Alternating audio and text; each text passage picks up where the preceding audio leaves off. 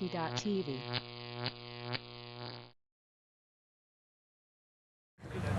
I'm Dan Clanton and I'm here with Jony Warren-White and Ben Foley.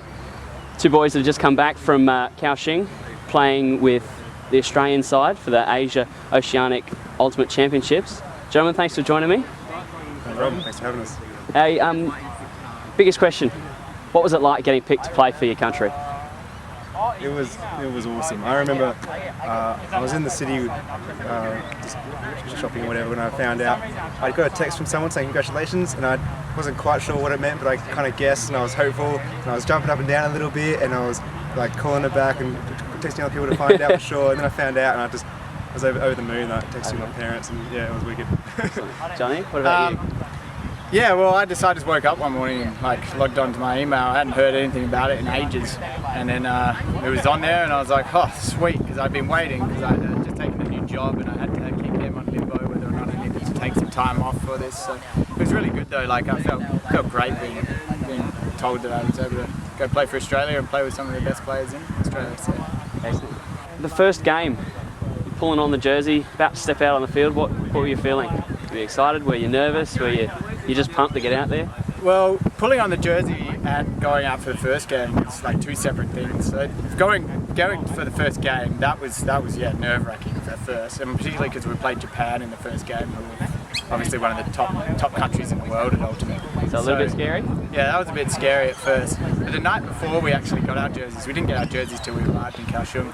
We got them the night before, and everyone was pulling them on and taking photos of each other, and that just felt awesome. Yeah. So, Ben? Yeah, I second everything, all of that. Getting the jerseys was just heaps of fun. Like, the whole team was there for almost the first time, and we were putting them on and showing off how good we look and whatever.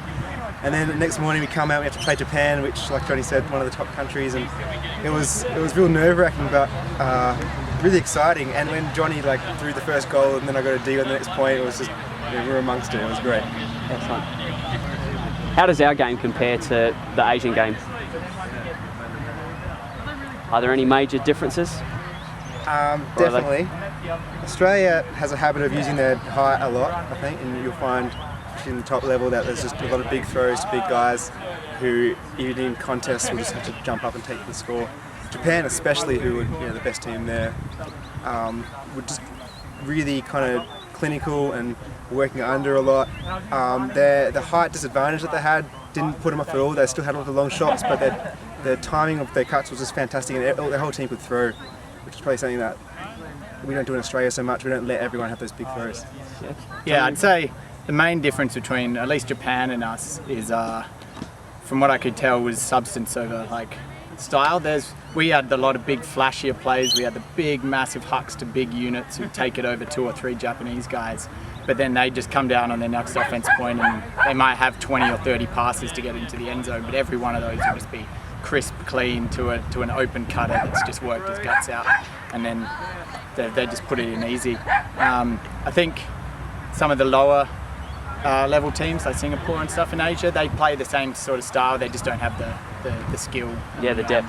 The depth that Japan has. So they were a bit more turnover prone, which against a big team like us was very effective for them. So where did Australia end up coming in the tournament, guys?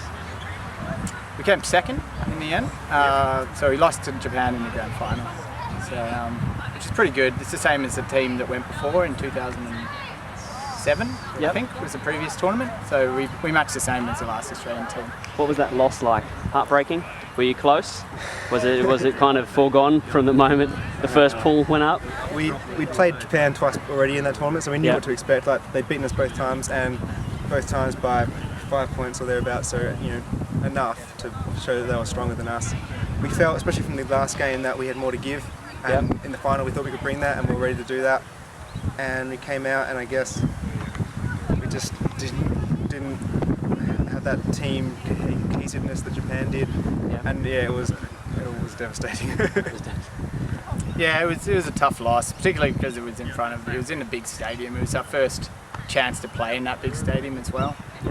So I don't think we played the best we could have, but I mean, we still went out and we fought out hard all the way to the end. So that's amazing. What was it like playing in that big stadium? Were the crowds good?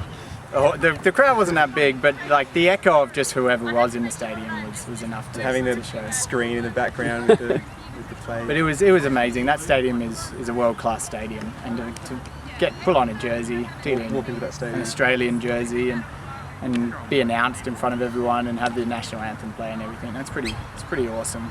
I don't think many people get that chance, so I was pretty happy to get it. All right. Anything else you want to say, gentlemen? It was a great experience. Yeah. I feel like I've learned a lot just from playing with different people and against different people in different countries. Like you learn different people and countries play different styles, and you have to adapt and learn, and you play on different pressures. And I'm really glad I got the opportunity to do it. Really glad I got the opportunity to wear the green and gold. Hopefully we'll do it again sometime. I just learned a bit about myself and the fact that I can play at that highest level.